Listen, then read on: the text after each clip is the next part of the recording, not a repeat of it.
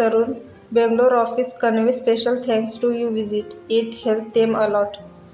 मुरली दुसऱ्या दिवशी मला ऑफिसमध्ये म्हणत होता. They were just checking if you would like to relocate to Bangalore. Relocate? You mean permanently or temporary? Let's see. Start with a year first. And if you like you can take a call. I am good with it. You decide. कल्पना खरं तर चांगली होती. सगळ्यांपासून काही काळासाठी दूर गेलो तर कदाचित हे सगळं विसरायला होईल असं काहीसं वाटत होतं. पण त्याचबरोबर प्रीतीपासून इतक्या दूर जायचं मनाला पटत नव्हतं. म्हणजे जस्ट 2 दिवसापूर्वीच तर आम्ही ब्रेकअप केला होता. परत कधीच न भेटण्यासाठी. पण तरीही मनामध्ये कुठेतरी आशा होती की निदान सर्व सुरळीत होईल. प्रीतीशी भेटणं अधूनमधून का होईना होईल. So decided to wait and watch. मुरलीला विचार करून सांगतो असं सांगून तो विषय तेथेच तात्पुरता का होईना थांबवला. 4-5 दिवस होऊन गेले पण प्रीतीची आठवण काही केल्या मनातून जात नव्हती. मनात खूप वेळा विचार येऊन गेला की तिला फोन करण्याचा, पण हिंमत होत नव्हती. कुठल्या तोंडाने फोन करणार होतो मी? मीच स्वतः तर ब्रेकअप करून टाकले होते. कुठून तो स्वामी लक्ष्मी भेटले असं क्षणभर वाटून गेलं. प्रीतीने तिचं लास्ट सीन स्टेटस व्हॉट्सअपचा बंद करून टाकला होता. त्यामुळे ती ऑनलाईन आहे किंवा कधी होती तेच कळत नव्हतं. कित्येक वेळा तिचा नंबर टाईप केला पण कॉल बटन काही दाबू शकलो नाही. मला तिच्याशी बोलायचं होतं, निदान एक मित्र म्हणून तरी. त्या दिवशी नातं तुटल्याचं जसं दुःख मला झालं होतं तसंच तिलाही झालं असणारच होतं. किंबहुना तो विषय काढायच्या आधी मी बराच विचार केला तरी होता. तिला मात्र ते सगळं अचानक घडलं होतं. मला ती कशी आहे, स्वतःला सावरू शकली आहे की नाही हे जाणून घ्यायची फार इच्छा होती. शेवटी फोन नको, निदान व्हॉट्सअप मेसेज करायला काहीच हरकत नाही ह्या निर्णयावर मी येऊन पोचलो. थरथरत्या हाताने फोन उचलला. You there? मी प्रीतीला मेसेज केला. जवळजवळ 15 मिनिटं वाट पाहिली पण काहीच रिप्लाय आला नाही. मला पूर्ण खात्री होती की प्रीती फोनपाशीच आहे. I know you are there. Why are you playing so strong or mature? What is the problem of being just friends? हे सगळं करताना मला काय आनंद होतो आहे का? मला माझं दुःख शेअर करावंसं वाटलं तर मी कुणाशी बोलायचं? मी धाड मनाला येईल ते टाईप करत होतो. मी अजून 10-15 मिनिटं वाट पाहिली पण काहीच रिप्लाय नव्हता. Fine, it was my mistake. I message you. So sorry Preeti ma'am. So sorry. काय झालंय? का चिडचिड करतो आहेस एवढी? 5 मिनिटांनंतर प्रीतीचा रिप्लाय आला. मग काय तर, एवढं अगदी शब्दाला लागायला तू काय लॉर्ड फॉकलँड आहेस का? मग नको ना विचार करूस एवढा. Get back to your work. Get back to your life. I guess it is just a matter of time. Preeti, are you out of it? No. No what? Not out of it. मग तुला कसं माहिती? It's just a matter of time. तसंच असेल कदाचित. निदान मी तरी माझ्या मनाला तसं समजवण्याचा प्रयत्न करते तरुण. आय होप प्रीती, तुला माहितीये मी हे मुद्दाम नाही केलं.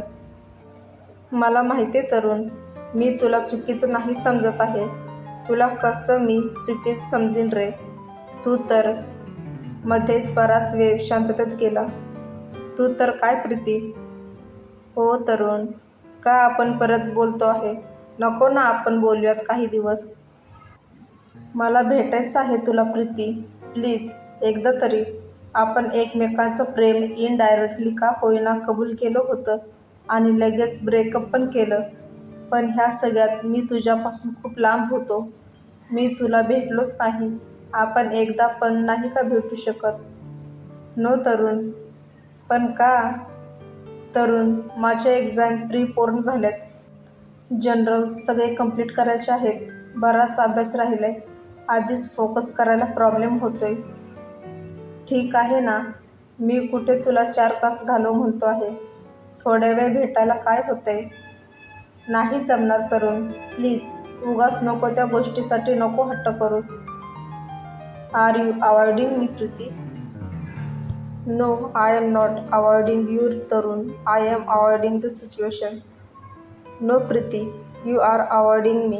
I am feeling like a beggar now. It's okay Preeti. Please don't say that. We have decided to get out of it. मग तसंच नको का वागायला? कशाला नको त्या गोष्टी करायच्या? एका गोष्टीवरून दुसरं, त्यावरून तिसरं वाढतच जातं मग ते. प्रीती, मी काय करतोय, काय वागतोय माझं मलाच कळत नाहीये. Don't know for whom I am hurting myself. माझ्या आईवडिलांसाठी जे आपलं एकच तुंतून डोक्यात घेऊन बसलेत. का तू? जी अचानक मनाने इतकी खंबीर झाले की मी कितीही कपाळ आपटलं तरी फरक पडणार नाही. Whatever. Thanks Preeti. Thanks for your rudeness. Tarun, तूच म्हणाला होतास ना आपण ह्यातून बाहेर पडूयात. मग बरोबर आहे तुझं. तुझं माहीत नाही, मी तरी ह्यातून बाहेर पडलो आहे. Very good. चलो बाय देन. मी जाते अभ्यासाला. तू एवढी कुचकट असशील माहीत नव्हतं. जा कर अभ्यास. नोबेल पारितोषिकच मिळणार असेल ना तुला. बाय. सॉलिड चिडचिड होत होती माझी. इतकं काय होत होतं तिला एकदा तरी भेटायला. दिवसांमागून दिवस जात होते. बघता बघता 1 आठवडा उलटला आणि मग 2 आणि 3. प्रीतीकडून काहीच मेसेज नव्हता. मी सुद्धा ठरवले होते की स्वतःहून मेसेज नाही करायचा. पण मनातल्या आठवणी काही केल्या कमी होत नव्हत्या. मनामध्ये आक्रोश चालू होता.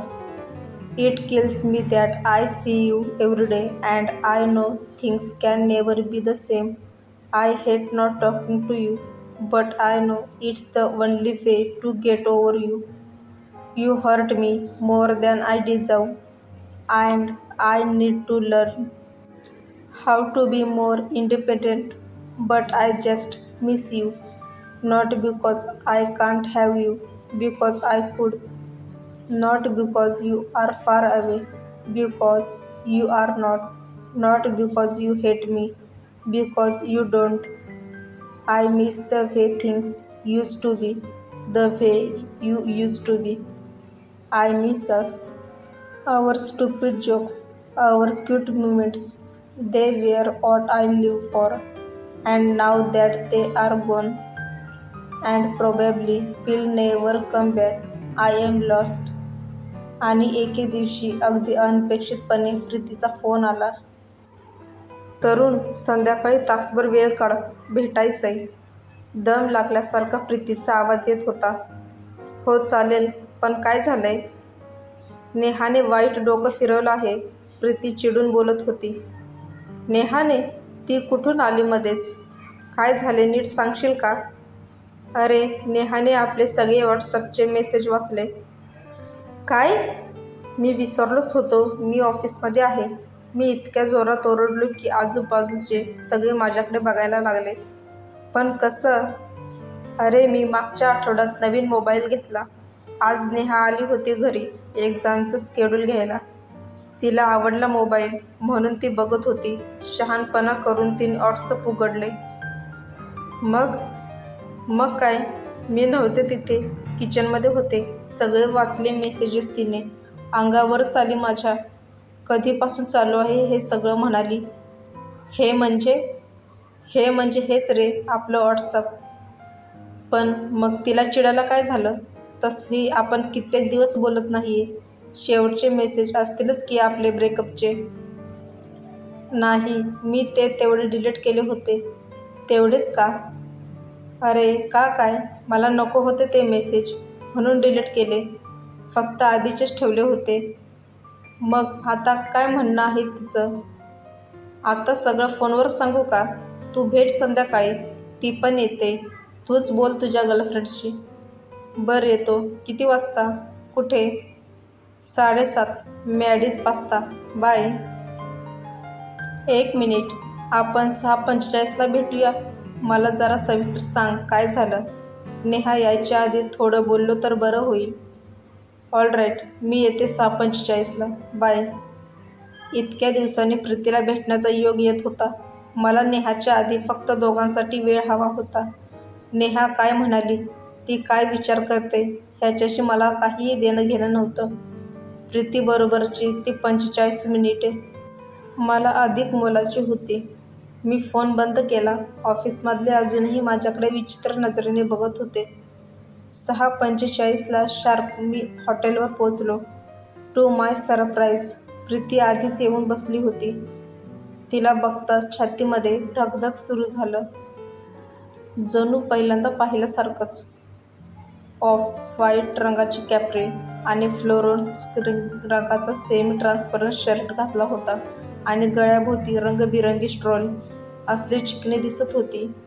मनामध्ये विचार केला, नीट विचार कर Tarun. What you will be missing. ही तुझी गर्लफ्रेंड, बायको झाली तर अर्ध्याहून अधिक मित्र, परिवार आणि ऑफिसमधले जळून जळून खाक होतील. ती तुझी व्हायला तयार आहे आणि तू फालतू गोष्टींसाठी तिला सोडून देतो आहेस. हाय प्रीती. प्रीती नुसतंच हसली माझ्याकडे बघून. बोल, काय झालं. प्रीतीने दोघांसाठी कॉफी ऑर्डर केली आणि म्हणाली, हे बघ तरुण, तू आणि नेहा, तुम्हा दोघांमध्ये जे काय होतं तो एक भूतकाळ होता, बरोबर. ऑफकोर्स. मी नकळत मान हलवली. आणि तुझ्या म्हणण्यानुसार she is nobody to you and same should be with her. Absolutely. मग असं असताना मी तुला केव्हा भेटले, तुला केव्हा फोन केला, मेसेज केला हे मी तिला का सांगावं. ती कोण महाराणी लागून गेली.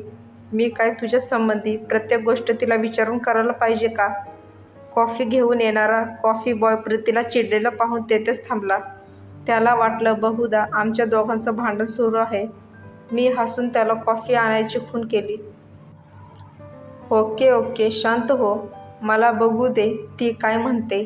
मे बी तू तिची मैत्रीण ना, म्हणून तिने एक्सपेक्ट केलं असेल की तू तिला सगळं सांगावं असं. तसं नाहीये तरुण. मग कसं आहे, मला नीट सांगशील. ती मला म्हणाली की आता तिचं लग्न झालं आणि तू एकटा पडलास हे बघून मी तुला जाळ्यात ओढायचा प्रयत्न करते वगैरे वगैरे असं म्हणाली ती. मला खरं तर मनातल्या मनात हसू येत होतं. ह्या मुली कुठल्या गोष्टीवरून काय आणि कशा भांडतील खरंच. हो मग मी काय कुणाला जाळ्यात ओढायला बसले का इथं. आणि समजा असले तरी मला हे कळत नाही. तुझ्यावर हक्क सांगणारी ती कोण. जा ना म्हणावं तुझ्या त्या शेरूकडे, गोंजारत बस त्याला. आम्ही इथे काय करायचं ते आमचं आम्ही बघू. तिच्या तोंडून आम्ही शब्द ऐकून खूप बरं वाटलं. निदान त्या शब्दापुरतं का होईना आम्ही होतो, एकत्र होतो. बरं मग एक काम करू ना, तिला सांगून टाकतो मी आमचं ब्रेकअप झालंय आणि आम्ही 1 महिन्याने भेटतोय. नाही प्लीज, तिला काही सांगायची गरज नाहीये. आपण पॅचअप करू नाही तर ब्रेकअप करू. तिला अपडेट करायची गरज नाहीये. तिला फक्त क्लिअर कर की तुझा आणि तिचा आता काही संबंध नाही. ओके. मला काही केल्यास सिरियस होता येत नव्हतं. आय मीन प्रीती खरंच चिडली होती, पण तरी ती इतकी गोड दिसत होती ना. मला ती पॉन्ड्सची जाहिरात आठवत होती. गुगली उगली उशची. तिचे गाल तसे ओढावीसे वाटत होते. पुढची 15-20 मिनिटं प्रीती बरंच काही बोलत होती, पण मी तिला माझ्या नजरेत मनात साठवून घेण्याचा प्रयत्न करत होतो. बरोबर 7:30ला नेहा आली. हाय तरुण. हाय प्रीती. आम्ही दोघंही इन रिप्लाय हाय म्हणालो. नेहाचं लक्ष टेबलावरच्या कॉफी कप्सकडे गेलं. ओ, तुम्ही बऱ्याच आधीपासून आहात का इथे. मी लवकर तर नाही ना आले, विचित्र टोनमध्ये नेहा म्हणाली. आम्ही दोघंही काहीच बोललो नाही.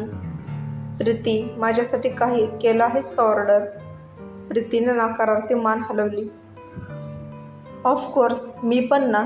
तू कशाला काही ऑर्डर करशील माझ्यासाठी. तिने मेनू कार्ड उचलले आणि स्वतःसाठी सँडविच ऑर्डर केले. प्रीतीने लगेच माझ्याकडे बघितलं. जणू बघितलंस ना कसं बोलते ते. मी नजरेनेच तिला शांत राहायला खून केली. सो हाऊ इज लाईफ तरुण? नेहाने विचारलं. Life is good. Better than before? Certainly. And how is Preeti? माझ्याकडे बघतच नेहाने विचारलं. मला विचारत आहेस का? येस. आस्क हर वाय मी? मला वाटलं तिच्याबद्दल तुला जास्त माहिती असेल.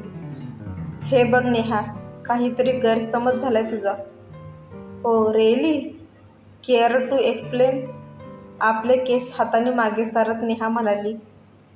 मी काहीतरी बोलणारच होतो, पण प्रीतीने तिचा हात माझ्या हातावर ठेवून मला थांबवले. तो क्षणभराचा स्पर्श, त्यातील तो उबदारपणा, त्या भावना स्वर्गीय. तो का तुला काही एक्सप्लेन करेल नेहा? प्रीती म्हणाली. तू त्याची वकील आहेस का? मी त्याला विचारलं आहे, तो सांगेल, नेहा म्हणाली. वकील नाही, मैत्रीण आहे. आणि तू माझं नाव घेतलं नसलंस तरी तो प्रश्न तू का विचारत आहेस हे मला चांगलं कळतंय, प्रीती म्हणाली. प्रीती उगाचच हसत नेहा म्हणाली. मला वाटलं तू विसरली आहेस.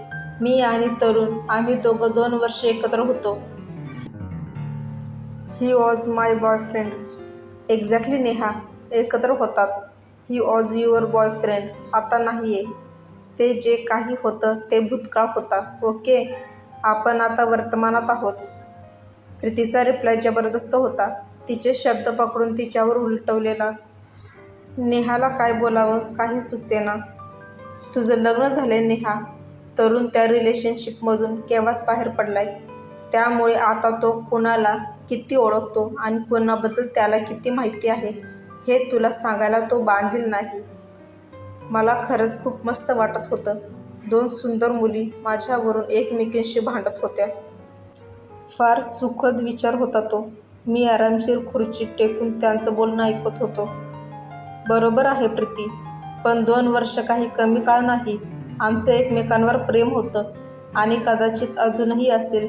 लग्न झालं म्हणजे प्रेम संपलं असं होत नाही, निदान त्यामुळे तरी. रॉंग नेहा, तुमचं एकमेकांवरती कधीच प्रेम नव्हतं, प्रीती म्हणाली. नेहा आणि मी प्रीतीच्या त्या वाक्याने चांगलेच चमकलो. What do you mean? नव्हतं? We did love each other, right Tarun? नेहाने माझ्याकडे बघत विचारलं. नो, स्पष्टपणे प्रीती म्हणाली. मला माहिती आहे, तो तुमचा गोड गैरसमज होता. तुमचं खरंच एकमेकांवर प्रेम असतं तर तुम्ही आज वेगवेगळे नसता. कसंही करून तुम्ही लग्न केलं असतंच. Oh come on Preeti, don't start again. 1000 वेळा मी तुला सांगितलं होतं प्रॉब्लेम काय होता ते. बरोबर आहे, तू सांगितलं होतंस 1000 वेळा. पण एक लक्षात ठेव नेहा, प्यार कभी झुकता नाही. निदान ह्या पृथ्वीवर तरी कुठलाही माणूस किंवा सुपरनॅचरल शक्ती प्रेमाला हरवू शकत नाही. Love is immortal. तुमचं खरंच प्रेम असतं तर तुम्ही 1000 मार्ग शोधले असते, असं एकमेकांपासून वेगळं होण्यापेक्षा. तिच्या त्या वाक्याने माझ्या अंगावर रोमांच उभे झाले. तुला हे वेगळं सांगायला नको Neha. When a human wants something she gets it by any means. Preeti म्हणत होती ते कदाचित खरंच होतं. मी भले प्रीतीशी ब्रेकअप केलं असेल, पण माझं मन अजूनही हे मानण्यास तयार नव्हतं की आम्ही वेगळे आहोत. प्रीती माझ्या आयुष्यात आता कधीच नसणार आहे. उद्या जर प्रीती मला म्हणाली की मी लग्न करते किंवा माझ्या घरच्यांनी माझ्यासाठी दुसरी मुलगी पसंत केली तर मी तयार होईन त्यासाठी. शक्यच नाही, शक्यच नाही. मी इकडचं जग तिकडे करेन, पण हे होऊ देणार नाही. प्रीती माझी आहे, फक्त माझी. नवा विष्कार झाल्यासारखा मी बेभान झालो होतो. तुझ्याबद्दल तरुणला आता काही वाटत नाही नेहा, आणि मला वाटतं तू सुद्धा आता हे समजून घ्यायला हवंस. सो फालतू इतरांच्या भानगडीत पडायचं सोडून दे. Tarun, I am nobody to you, नेहाने शॉक होऊन विचारलं. Well not nobody, we are good friends now, just friends. नंतर बराच वेळ आम्ही बोलत राहिलो, पण ते सर्व निरर्थकच होतं. नेहाकडे बोलायला असा प्रमुख काहीच मुद्दा नव्हता. ती जणू काही एकटीच पडली होती. शेवटी तिने मोबाईलवरून ड्रायव्हरला बोलावून घेतले. पर्समधून 100ची नोट काढून टेबलावर ठेवली आणि म्हणाली, I am paying for my sandwich. तुम्ही तुमचं पेमेंट करा. जाताना माझ्याकडे बघून नेहा म्हणाली, good that at least we are good friends. एक मित्र म्हणून सल्ला देते. जी चूक तू तेव्हा केलीस तीच तू परत करतो आहेस. तरुण, तू प्रीतीशी लग्न करू शकणार नाहीस. मग तुला परत ते इतिहास रिपीट करायचा आहे का? जो त्रास, जे दुःख त्यावेळी भोगलंस तेच तुला पुन्हा ओढून घ्यायचं आहे का? नीट विचार कर आणि मग निर्णय घे. प्रीतीकडे न बघताच नेहा निघून गेली. बऱ्याच वेळानंतर मी मोकळा श्वास घेतला. टेबलावरची कॉफी थंड होऊन गेली होती. कॉफी घेशील? मी प्रीतीला विचारलं. मी दोघांसाठी परत कॉफी ऑर्डर केली. बराच वेळ कोणीच काहीच बोललं नाही. प्रीती, तू मागाशी जे म्हणालीस माझ्या आणि नेहाबद्दल की आमचं प्रेम वगैरे नव्हतंच, समहाऊ मला पटलं ते. कॉफी पिताना मी म्हणालो. प्रीती अजूनही माझ्याकडे बघत नव्हती. नेहाला मी शेरूकडे जाऊ दिलं, पण तिच्या जागी तू असतीस तर. प्रीतीने तिचे टपोरे डोळे माझ्या नजरेत मिळवले. तो एक क्षण बस. बाकीचं सगळं धूसर होऊन गेलं होतं. मी तिचा हात हातात घेतला. आय एम सॉरी प्रीती, सगळ्यासाठी. मी मूर्ख होतो आहे. तू म्हणलीस तेच खरं. Love is immortal. प्रेम कधीच हरू शकत नाही. आपण एकत्र ह्यातून मार्ग काढू. We will do something. माफ करशील मला? प्रीती नजर खाली ठेवून म्हणाली. Preeti, I know, don't stop. Preeti एकदमच म्हणाली, का? काय झालं? प्लीज आता नको. पुढच्या आठवड्यात माझी एक्झाम आहे. प्लीज आता नाही, इथे नाही. Wait for that. Save those 3 magic word for later. माझ्या हातातून हात काढून घेत प्रीती म्हणाली, बाय तरुण, माझ्या एक्झामनंतर भेटू. प्रीती पटकन बाहेर पडली. ती रस्ता क्रॉस करत होती तेव्हा मी मोबाईलवरून तिला मेसेज केला. हम आपके है कौन? मी तिच्या पाठवर आकृतीकडे बघत होतो. डिव्हायडरवर उभं राहून ती माझा मेसेज वाचत होती. समोरचा रस्ता क्रॉसिंगसाठी मोकळा झाला होता. प्रीतीने माझ्याकडे वळून बघितले आणि तिने माझ्यासाठी एक फ्लाइंग किस पाठवला. त्या क्षणाचा तो अनुभव शब्दात व्यक्त करणं केवळ अशक्यच.